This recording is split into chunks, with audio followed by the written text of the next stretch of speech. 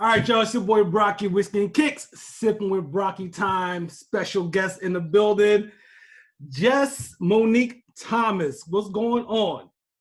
Hey, thanks for having me. I really appreciate being here. I know we've tried a couple of times to get together, so I'm really glad this is finally happening. Things happen when they're supposed to happen. I truly believe in that. So I'm happy Okay. that you're here too. And I'm excited to get to talking because you're doing a lot of things out here. I am. I try to keep busy. You know, you have to have several streams of income, several things that you have your hands in the pot in, and, make sure you're diversified. So that's what I'm trying to do. We're going to get to it. First of all, what you sipping on today? So I actually have Johnny Walker in here with a little bit of Coca-Cola. Okay. I like it in the coffee mug. In a coffee mug. I go straight from coffee in the AM to my little something stronger in the PM. No doubt. I ain't mad at that. Up swag. No, I ain't mad at that. So one of the first things I wanted to get to was that, like this segment is typically pretty free flowing. So, Okay. We'll let it flow, but we have some topics that we want to touch on, of course. Sure. But one of the first things I want to say is that you have a really big movement. You have a lot of stuff going on, and we're going to get to all that. But we met at one of my events back in the day. So we met at this event, and one thing I noticed about you is that you embraced me. You didn't know me. You just met me, and you embraced me, and you supported from the beginning. Just taking the pictures, posting them to your story, all that kind of stuff. And that's not a common thing. In many industries, I think a lot of people seem to be a little bit more insecure when it comes to other people getting after the bag or whatever you want to call it. So I have to applaud you for that, and I appreciate that about you. You know what? I believe in energy. Like you said, I believe in the universe, bringing people together at the right place at the right time. There's millions of people, billions of people in this world. So if I am blessed enough to encounter someone who I feel is doing things and is doing things in a positive way, I embrace that wholeheartedly. No doubt. Absolutely believe that collaboration is the new competition. So if you think that you're in competition against this person, you really need to refocus and rethink that, because if you really want to win, you have to collaborate. Word. So, gone is the days of hoarding information, keeping yourself closed off. You're not going to win that way, and you're also not going to affect change or influence anyone. Right. So if you really want to impact this world, then you have to be open. That's dope. That's a great approach. So collaboration. Collaboration is the new competition. That is hard. There is no competing. You can't compete against the person next to you. If you have that compete against type of attitude, we have to embrace each other and compete with each other through collaborative effort. That's really the way. Word. So let's get into you a little bit, because you're dropping jewels already. We're only about 2-3 minutes in. So talk about adding value. Yeah. On your podcast, I'm gonna add value off top.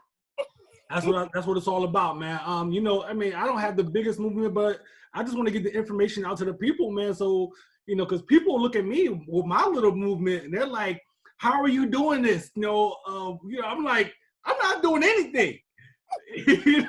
Let me get the people who's actually doing some stuff on here so they can help us all. So, but where are you from originally?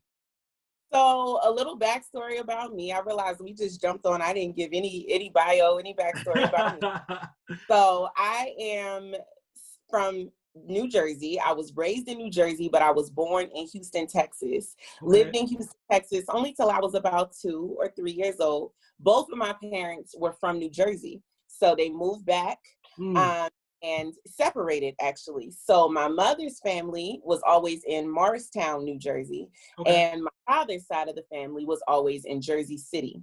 So I was one of those suburban kids during the week and city kid on the weekend. Yeah, you got it So all. I got both sides. Yeah. And so my mother's side of the family, they're all Southern. North Carolina, little town in North Carolina called Littleton, North Carolina. I don't know if anybody out there ever heard of it, but it's literally a one road town in North Carolina. So that's where my mother's side of the family is from. And then my father's side of the family is from St. Thomas, the U.S. Virgin Islands. Okay, I knew you had some island stuff in you. I knew it, because my next question was going to be, are you West Indian at all? So Yes, yeah, absolutely. okay. So you do carnival and all that kind of good stuff? Oh, absolutely. You go on my page, you see me. I'll bust a wine. I have my carnival feathers on. I jump carnival.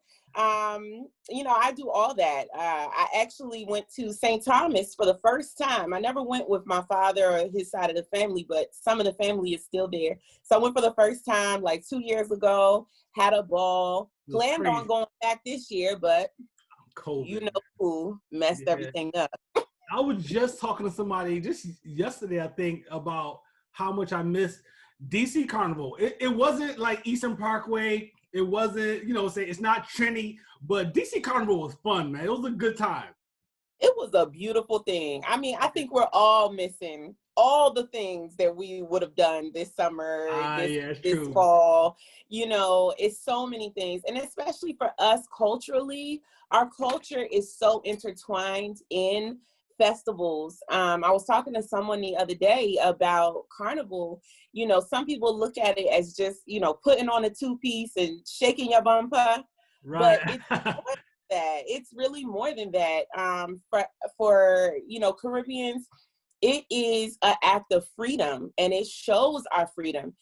Just like many of the African countries, and we were colonized, right. And this carnival season, festival season, is really to celebrate freedom.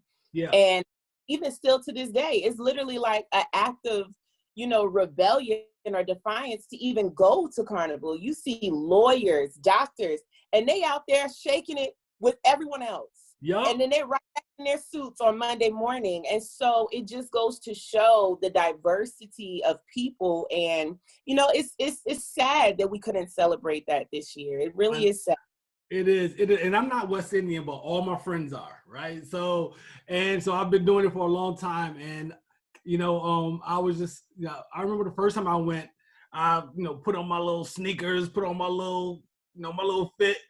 And I quickly learned, because that mud, that powder, all that stuff, water, everything. Don't wear anything out there trying to be cute, okay? Don't try to be cute, son. Next time I was ready. Listen, I go out there with the throwaway wig, the wig that I can take off and throw out, okay? Words. So how'd you end up in DC though?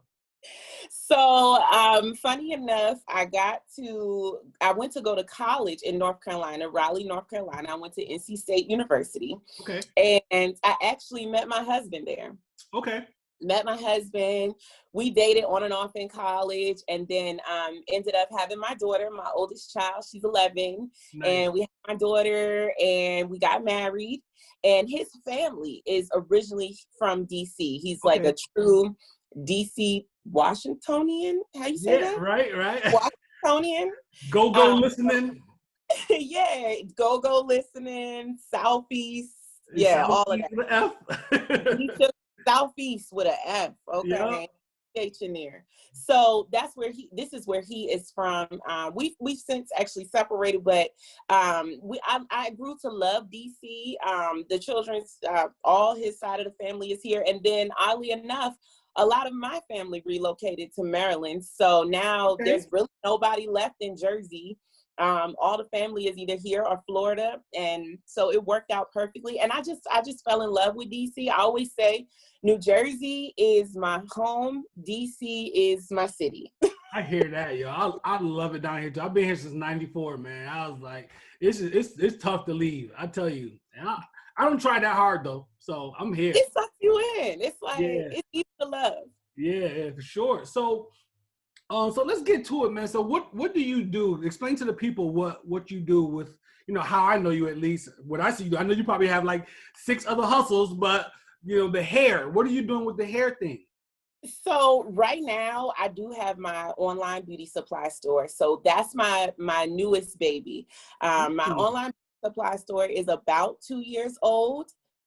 And what I do there, I sell hair. So I sell wigs, weaves, extensions, and I also sell hair accessories.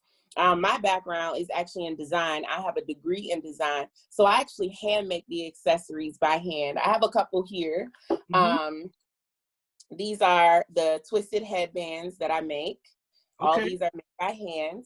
And I also make bonnets. And this bonnet is specifically special to me because this was made for the month of October for Breast Cancer Awareness Month.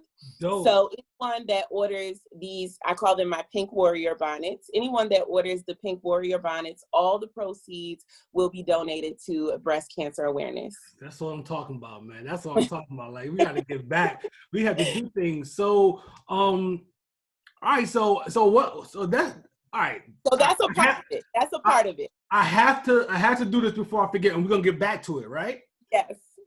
You're doing something big, because I was just having a conversation just the other day with someone about. I was talking about this interview coming up, and one of my goddaughters, she's doing hair, she's making wigs, she's doing that kind of stuff, or whatever. So I'm hoping she watches this.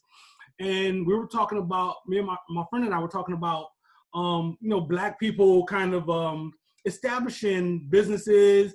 And one of the things that we touched on was like hair supply places. And one thing that happens, and nothing against Korea, I have nothing against anybody, but I think it's the Korean or Vietnamese, I can't remember, that had that market corner. So even when a Black person or anyone tries to open up a shop, even getting supplies from the manufacturer is tough because you're not getting the same rates that they're getting. So Absolutely. The fact that you have, that you're doing hair supplies is very, very dope. I hope people recognize how dope that is. It is. You know, I definitely feel like I am in unknown waters. You know, I feel like a lot of the things that I do, I am in unknown waters. I am doing a lot of trial and error, making a lot of mistakes, and figuring it out as I go along. But, you know, that is the beauty of being a smaller business. I can risk less and potentially get greater reward in a shorter amount of time. And so that really is the beauty of being in the small business space. You can, you know, pivot your brand, pivot everything that you're doing based on how your customers are receiving it. And you're so close to your customer because most of the time it's you.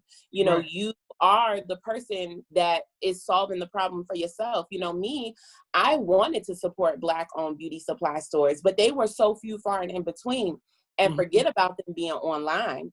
You lucky if you can find one in your state, let alone in your city or on your corner block. You know, like you said, that one is not owned by us. The one on the corner is owned by a different, you know, someone else. And, you know, there's nothing wrong with that, but since Black women take up so much of the market share of beauty supply stores, it makes no sense that we're not in that space. Goddamn right. I hear you know, it makes no sense. We take up so much of the market share, yet and still we own none.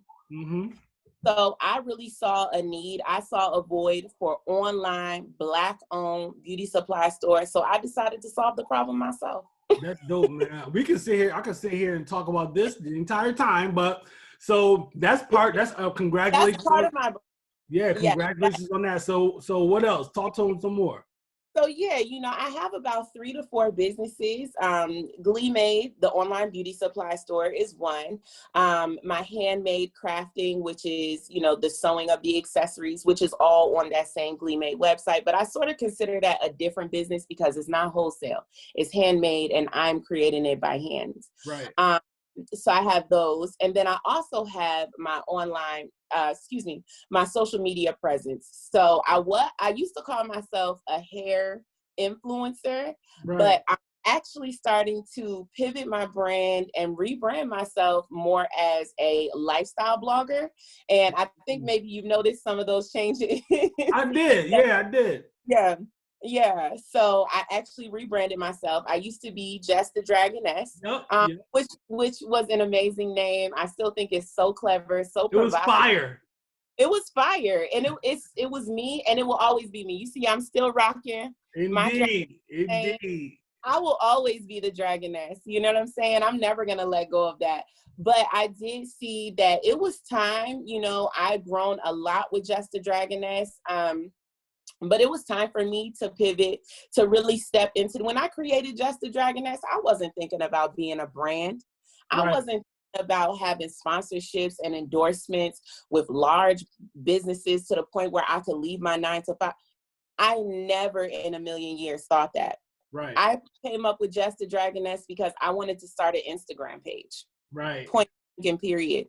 And then it turned into a full monetized platform or across several different social media platforms. You know, I have YouTube where I have almost 50,000 subscribers. I have Instagram where I have about 26,000 followers. Yep. I have Facebook with about 8,000 followers, and then I have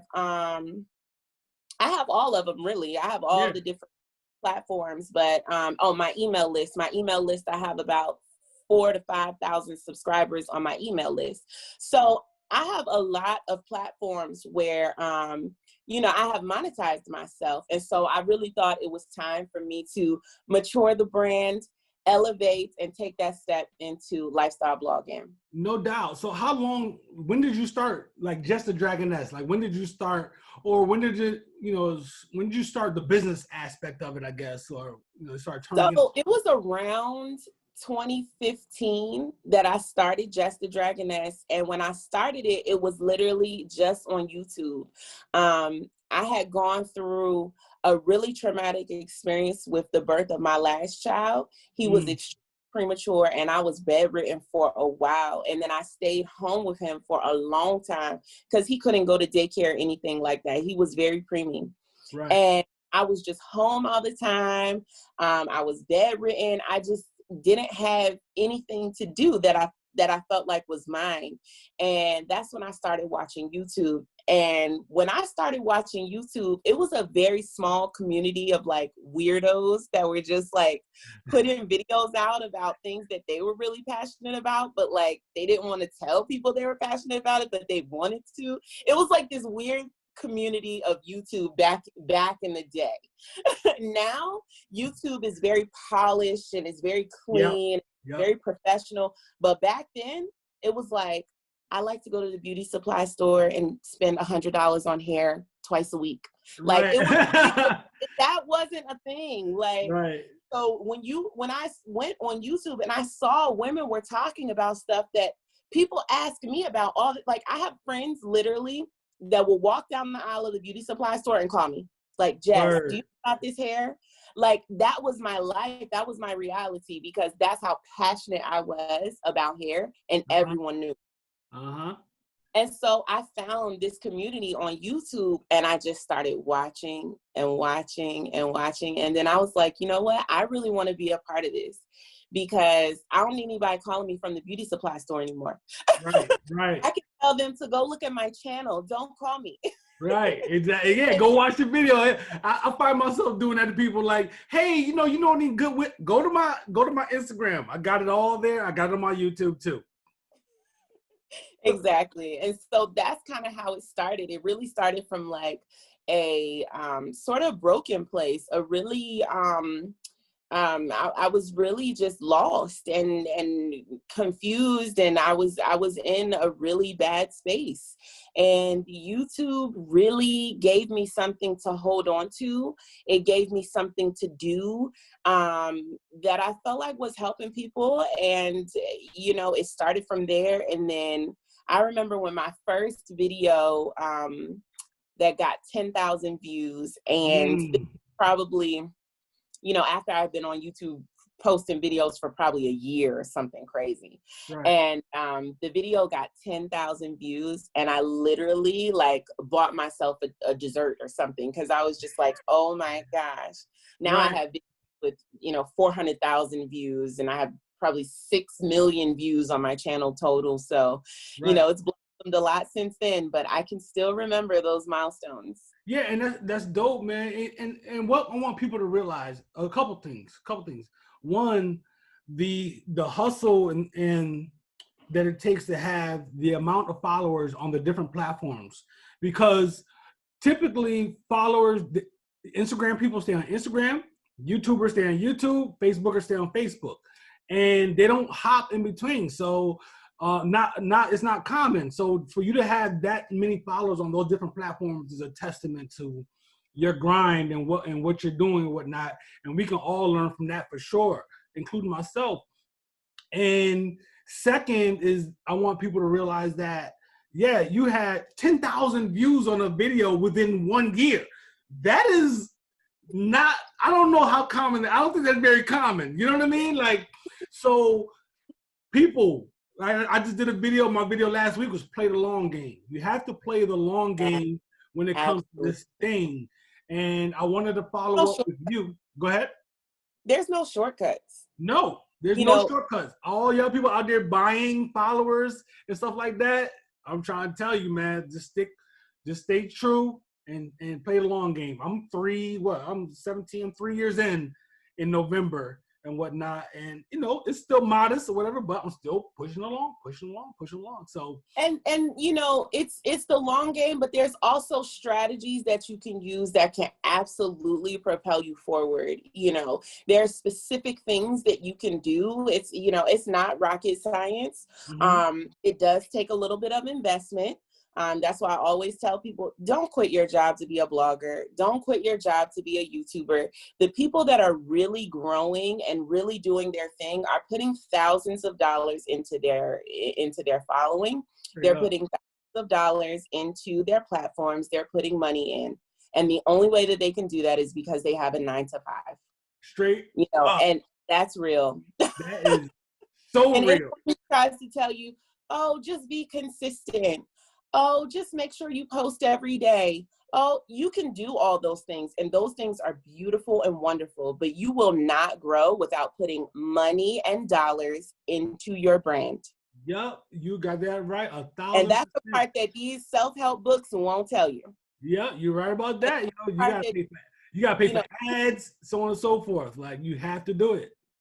Absolutely. Or you don't. And it's totally up to you. You don't have to do that. Right.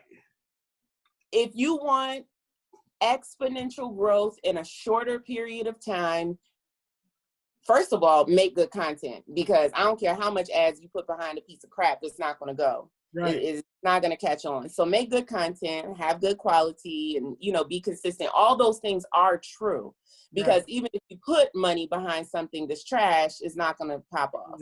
Right. But yeah, that is a part of it. I mean, just for instance, y'all, I just spent $70 over 5 days and I got 50 followers. So multiply that, right? That, and you're going to get what you're going to get out of it. You're going to get what? You know what I mean? So you got to sacrifice. Exponential growth means multiply that thing out. Multiply it out. So all these bottles I have and all these sneakers I have less watches. I've taken less vacations. You got to sacrifice something if you want to grow your business. Absolutely. So, all right, so let's get to it, right? One thing, the reason I brought you on, the topic I wanted to talk to you about is branding. One thing I noticed about you is that you are so on brand at all times. And I think that's a very important thing. And I know I can do better at it. So what's the importance of branding and staying on brand? Branding is everything to me. I am a stickler on branding, uniformity, and presentation. Like, I will not cut any corners when it comes to that.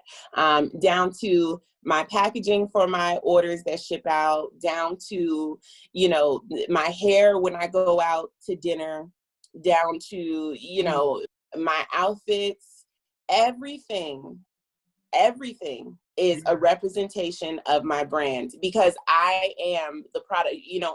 To be real, I'm the product. Right. As much as sometimes I'd like to remove myself Right. out of that space. And I have strategies for that too, but that's a different talk for a different day. Yep. I am the brand, so I have to represent it at all times. So the way I speak, the way I present myself, the way I present my brand verbally, visually, content-wise, it's all uniform. Right. So, is that something that was just in you, like inherently, or did you have to learn that somewhere and try to apply that? Did you go through a period of time where you're like, within that first year, I guess, why isn't this doing whatever? And then you learn about that, or is this something that's kind of part of who you are? So let me tell you this. I've been a hustler since the age I was 9. My sister and I started our own business when we're 13 months apart. We started our own business when we were 9 and 10 years old, and we lived in a condo complex, and we wanted to figure out how to make some money. And my mom was like, well, go babysit or walk somebody's dog. And we were like, talking about exponential growth, right? We live in a condo complex. There's 2 buildings right here. Each of those buildings has 100 people. Multiply that out by the 10 buildings all the way up the street. I think we probably could do something with this. Yep. So my sister and I, we made up a name of a business. Our business was called Winter to Cold, We Be Bold. Now I realize now that was a slogan. It wasn't a business name. Right. We were onto something. You couldn't tell us nothing. Oh, man. Cold, we be bold, which basically meant we're going to walk your dog or watch your child. No matter what, we holding you down. Yes. And let me tell you something. We started that business, $5 to walk the dog. I think $5 an hour to watch a baby, to babysit kids, $10 an hour or something like that. By the time we graduated, we had keys to about 20 different people's Wow. Right. Because we were that serious about it. We had business cards, flyers. We were putting them out on people's cars. Like, we were serious. We wanted to get that money. Yeah.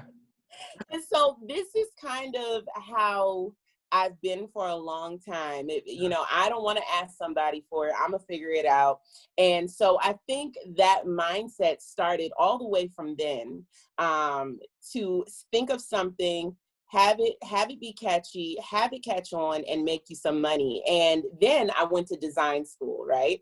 Okay. So design school taught me the elements of graphic design, illustration, what catches people's eyes, what colors are, well put together, what design tools you can use to create a logo or a flyer. I wasn't a graphic designer. I was actually in fabric design. Uh-huh. But all these elements of design really, really helped me in my business to this day. All my logos I make myself, all my color schemes, all my thematic things, my website I've made myself. It's not great, but I can do all those things myself. So I think just one, being a natural born hustler is in my blood.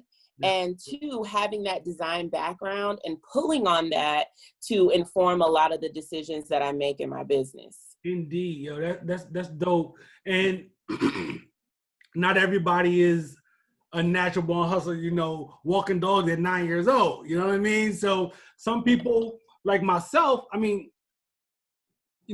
always found a way, but for myself, I follow the constraints of society as far as like, get yourself a job, boom, boom. So I joined the military, all that stuff. So I got back in touch with my passion later in life, and I started Whistling Kicks 3 years ago. So for people who are trying to get it going, a lot of us are, a little bit older. I know I'm a little bit older than everybody, but, a little bit older. You know what? When you told me you had a high school, I was like, excuse me, sir, where? Right. Well, technically he's a college student now, so I'm like, we over here looking the same age, sir. Somehow. I appreciate it. I appreciate it, man. Hey, maybe it's a shea butter. I don't know. You know what I'm saying? It's something. Give me your recipe. You're gonna have to come. Please, yes, please. I appreciate it coming from you. Please, Thank you. I appreciate it.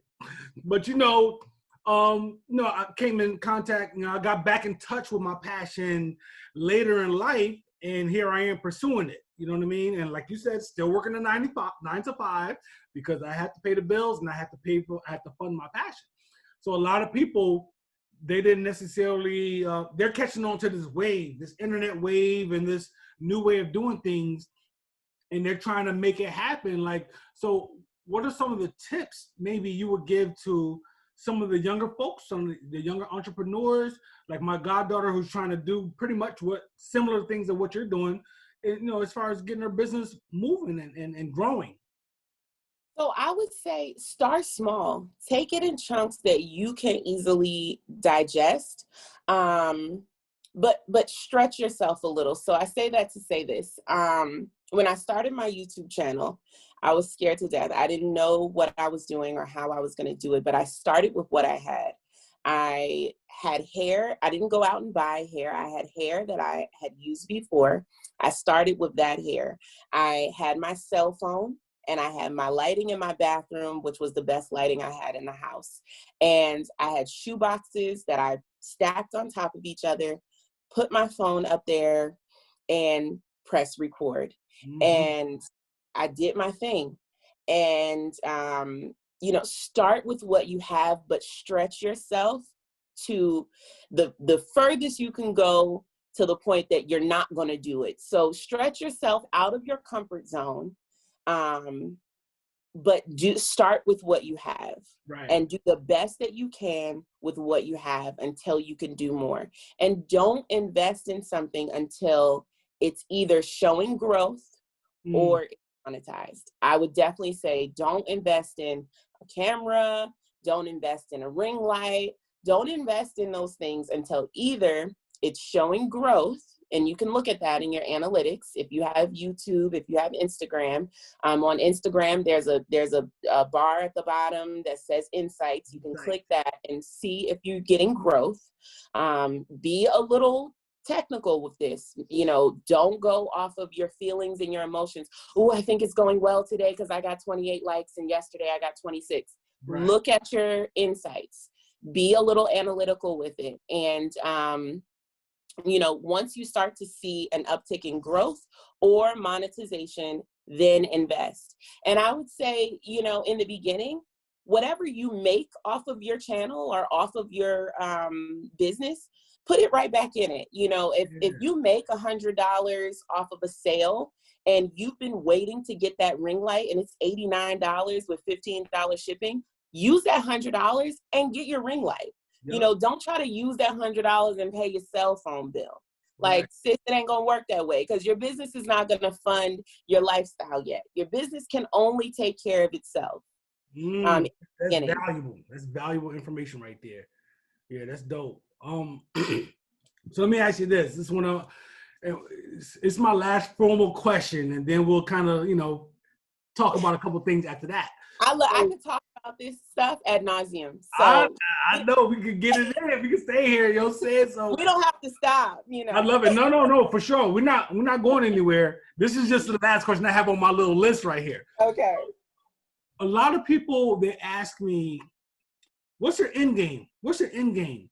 And my question to you is, did you have an end game when you at least realized that this is a real thing? Did you have an end game, and did your end game evolve?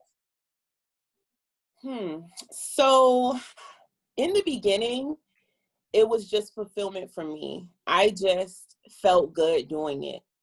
And the views and things actually kind of just like scared me in the beginning. It wasn't really like the way that I, qualified if what I was doing was valuable. It was valuable to me because I was in a space where I needed to do it. So in the beginning, there was no end game for me. It was fun. It was enjoyable. And it was really healing and therapeutic for me in the beginning. Then things got better with my son. He's great now. He's 7 years old and he's dope. Handsome, wonderful child. Dope. And I went back to work as a teacher, and I kind of wasn't thinking about YouTube anymore. I was kind of just like, okay, that was great, but you know, whatever. And then I noticed that this one video was just, you know, ticking up and 1,000 views every 2-3 days, 1,000 more views. Wow. And I'm like, oh, maybe I should make another video. Right. I'm like, when can I make another video? I've got 3 kids. I'm working a full-time job. At the time I had a husband. Wow. Like, okay, let me go to the beauty supply store and see what's popping. Right. I do my hair every other day anyway. So I was like, cool. So then it became a little more serious. I started watching videos about how to grow, how to monetize, how to get sponsorships. I would hear girls that I watch, oh, this wig was sent to me by Wig Types. How was this wig sent to you by Wig Types? Tell me more. You know. So I was doing my research and I became, you know, hungry for this information, and I enjoyed doing it, and I was doing it every weekend. It just became a part of my lifestyle. And, you know, it really snowballed. I didn't have an end game. All I knew was I wanted to keep my channel going, and I didn't want to pay for it. I was spending a lot of money. I hear that. Yeah. And so I was like, how can I do this? And I've always been, you know, hungry for knowledge. I love a challenge. I will, you know, work hard if I feel like it's something that, you know, is going to be a challenge for me. And my channel has always been that. It's always stretched me to grow and learn something new. And Instagram is the same way. I'm not naturally a technical person. I don't particularly like computers, and I actually don't like social media at all. I'm actually a very private person. Even on my social medias, you won't find out much about my life on there. Right, it's very pristine, and it's on brand. It's very on brand. You won't know what's going on in my life unless I tell you. You know, what you see is very polished. I learned that you had 3 kids about 1.5 minutes ago. You know what I mean? So following me for 2 years. Exactly. You know what I mean? So, yo, that's dope. So yeah. Anyway, there was no end game for me. Now, absolutely. Now I am strategic as fuck. I don't do anything unless it is a strategy and there is a purpose and there is analytics to follow up behind it. Great.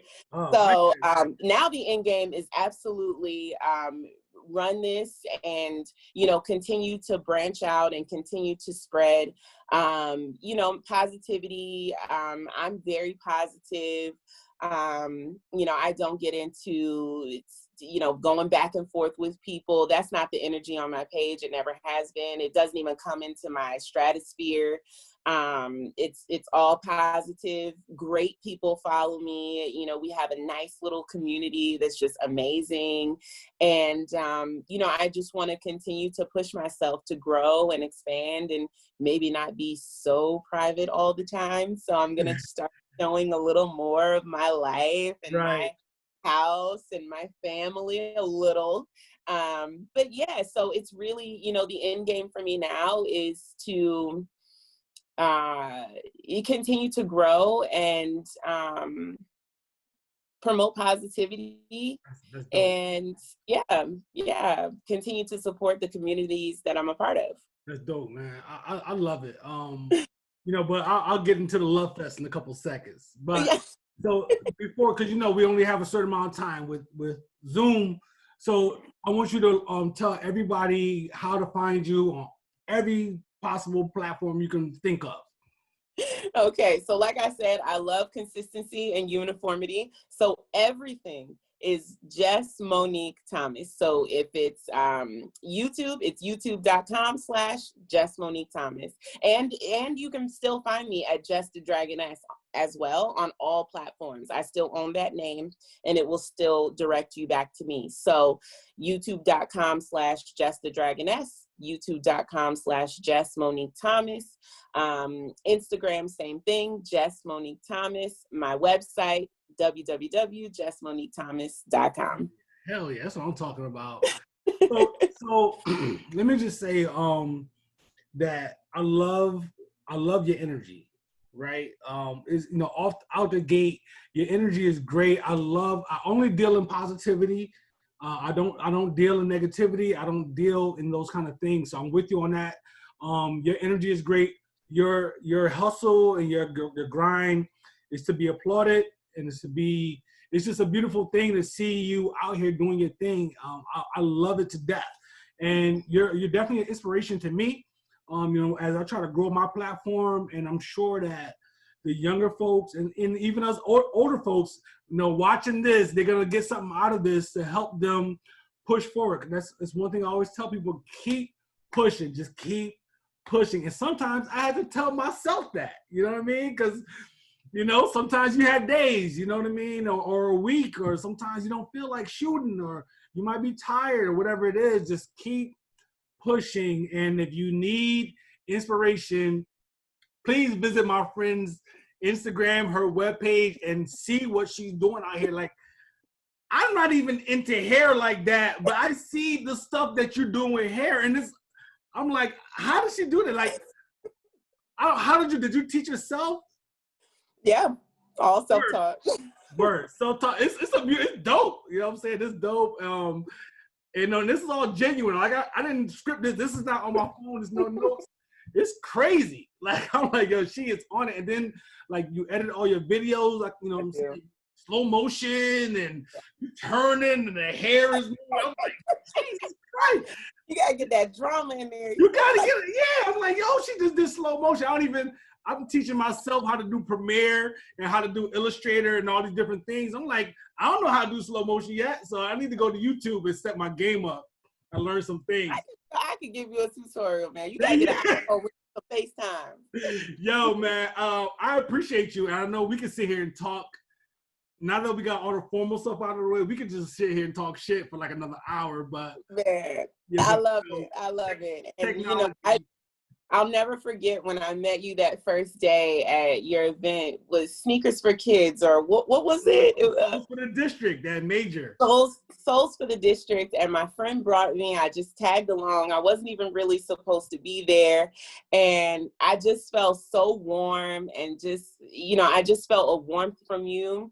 That it was so awesome, and I love what you're doing in the community. I love that you're giving back. You're using your influence for good, and I love to be connected with people like that, because that's what I'm all about. There's no point in growing this following, growing these channels and these platforms if you're not going to give.